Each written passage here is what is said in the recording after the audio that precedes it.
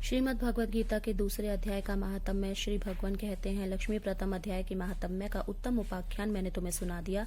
अब अन्य अध्यायों के महात्म्य श्रवण करो। दक्षिण दिशा में वेद वेता ब्राह्मणों के पुदंतरपुर नाम नगर में श्रीमान देव शर्मा नामक एक विद्वान ब्राह्मण रहते थे। वे अतिथियों के पूजक, स्वाध्यायशील, वेद शास्त्रों के विशेषज्ञ, यज्ञों के अनुष्ठान करने वाले तथा तपस्वियों के सदा ही प्रिय थे। उन्होंने उत्तम द्रव्यों के द्वारा अग्नि में हवन करके दीर्घ काल तक देवताओं को तृप्त किया, किंतु उन धर्मात्मा ब्राह्मण को कभी सदा रहने वाली शांति न मिली।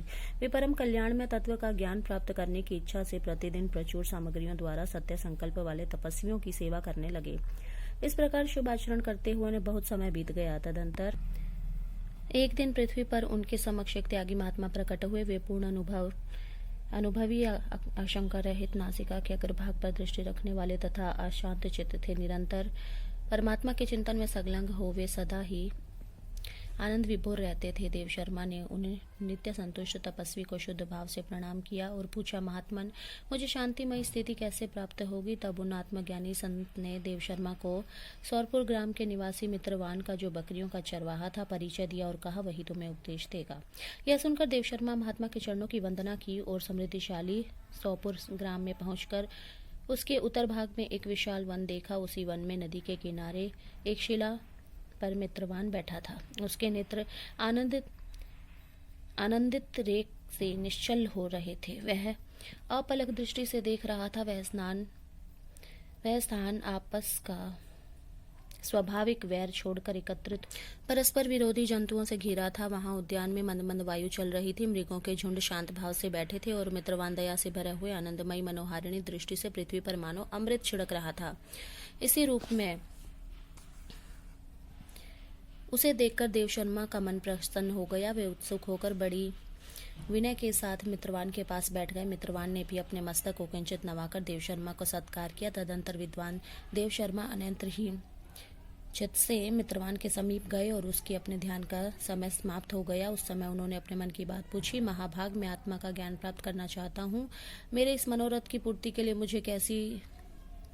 मुझे किसी ऐसे उपाय का उपदेश कीजिए जिसके द्वारा सिद्धि प्राप्त हो चुकी हो। देव शर्मा की बात सुनकर मित्रवान एक क्षण तक तो कुछ विचार किया। उसके बाद इस प्रकार कहा, विद्वान, एक समय की बात, मैं वन के भीतर बकरियों की रक्षा कर रहा था। इतने में ही एक भयंकर व्याघ्र पर मेरी दृष्टि पड़ी, जो मानो सबको ग्रस लेना चाहता था। मैं मृत्यु से डरता था, इसलिए व्याघ्र को आते देख बकरियों के झुंड को आगे करके वहां से चल दिया। किंतु एक बकरी तुरंत ही सारा भय छोड़कर नदी के किनारे उस बाग के पास बेरोक टोक चली गई। फिर तो व्याघ्र भी द्वेष छोड़कर चुपचाप खड़ा हो गया। उसे इस अवस्था में देखकर बकरी बोली, व्याघ्र, मैं तुम्हें तो अभिष्ट भोजन प्राप्त हुआ है। मेरे शरीर से मांस निकालकर प्रेम पूर्वक खाओ ना। तुम इतनी देर से क्यों खड़े हो? तुम्हारे मन में कुछ खोने का विचार क्यों नहीं आ रहा है? कुछ खाने का विचार क्यों नहीं आ रहा है? व्याघ्र बोला, बकरी, इस स्थान पर आते ही मेरे मन का द्वेष भाव निकल गया। भूख प्यास भी मिट गई, इसलिए पास आने पर भी अब मैं तुझमें नहीं खाना चाहता। व्याघ्र के यूं कहने पर बकरी बोली, न जाने मैं कैसे निर्भय हो गई हूँ। इसका कारण क्या हो सकता है? यदि तुम जानते हो तो बताओ। यह सुनकर व्याघ्र ने कहा, मैं भी नहीं जानता। चलो सामने खड़े उन महापुरुष से पूछे। ऐसा निश्चय करके वे दोनों ही वहां से चल दिए। उन दोनों के स्वभाव में यह विचित्र परिवर्तन देखकर मैं बहुत विस्मय में पड़ गया था। इतने में ही उन्होंने मुझसे ही आकर प्रश्न किया। वहां वृक्ष की शाखा पर एक वानर राज था। उन दोनों के साथ मैंने भी वानर राज से पूछा। विप्रवर, मेरे पूछने पर वानर राज आदर पूर्वक कहा, आजापाल, सुनो, इस विषय में मैं तुम्हें प्राचीन वृतांत सुनाता हूँ। यह सामने वन के भीतर जो बहुत बड़ा मंदिर है, उसकी ओर देखो। इसमें ब्रह्मा जी स्थापित किए हुए हैं। क्या हुआ, एक शिवलिंग है। पूर्व काल में यहाँ सुकर्मा नामक एक बुद्धिमान महात्मा रहते थे, जो तपस्या में संलग्न हो इस मंदिर में उपासना करते थे। वे वन में फूलों का संग्रह कर लाते और नदी के जल से पूजनीय भगवान शंकर को स्नान कराकर उन्हीं से उनकी पूजा किया करते थे। इस प्रकार आराधना का कार्य करते हुए सुकर्मा यहाँ निवास करते थे। बहुत समय के बाद उनके समीप किसी अतिथि का आगमन हुआ। सुकर्मा ने भोजन के लिए फल लाकर अतिथि को अर्पण किया और कहा, विद्वान, मैं केवल तत्व ज्ञान की इच्छा से भगवान शंकर की आराधना करता हूँ। आज इस आराधना का फल परिपक्व होकर मुझे मिल गया, क्योंकि इस समय आप जैसे महापुरुष ने मुझ पर अनुग्रह किया है। सुकर्मा के ये मधुर वचन सुनकर तपस्या के धनी महात्मा अतिथि को बड़ी प्रसन्नता हुई। उन्होंने एक शिलाखंड पर गीता का दूसरा अध्याय लिख दिया और ब्राह्मण को उसके पाठ एवं अभ्यास के लिए आज्ञा देते कहा, ब्राह्मण, इससे तुम्हारा आत्मज्ञान संबंधी मनोरथ अपने आप सफल हो जाएगा। यूं कहकर वे बुद्धिमान तपस्वी सुकर्मा के सामने उन्हें देखते देखते अंतर्ध्यान हो गए। सुकर्मा विस्मित होकर उनके आदेश के अनुसार निरंतर गीता के द्वितीय अध्याय का अभ्यास करने लगे। तदंतर दीर्घ काल के पश्चात अंतःकरण शुद्ध होकर उन आत्मज्ञानी की प्राप्ति हुई। फिर वे जहाँ जहाँ गए वहाँ वहाँ के तपोवन शांत हो गया। उनमें शील, उष्ण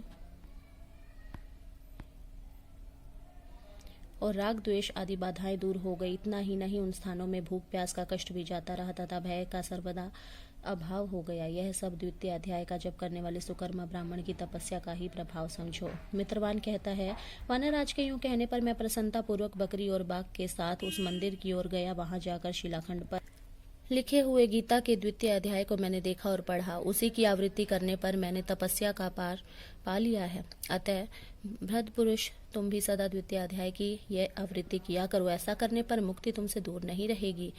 श्री भगवान कहते हैं, प्रिय मित्रवान के इस प्रकार आदेश देने पर देव शर्मा ने उनका पूजन किया और उन्हें प्रणाम करके कुदंतपुर की राह ली। वहां किसी देवालय में पूर्वोक्त आत्मज्ञानी महात्मा को पाकर उन्होंने यह सारा वृतांत निवेदन किया और सबसे पहले उन्हीं के द्वितीय अध्याय को पढ़ा। उनसे उपदेश पाकर शुद्ध अंतःकरण देव शर्मा प्रतिदिन बड़ी श्रद्धा के साथ द्वितीय पाठ का अध्ययन करने लगे। तब से उन्होंने अनवद प्रशंसा के योग्य परम पद को प्राप्त कर लिया। लक्ष्मी, यह द्वितीय अध्याय का उपाख्यान कहा गया है।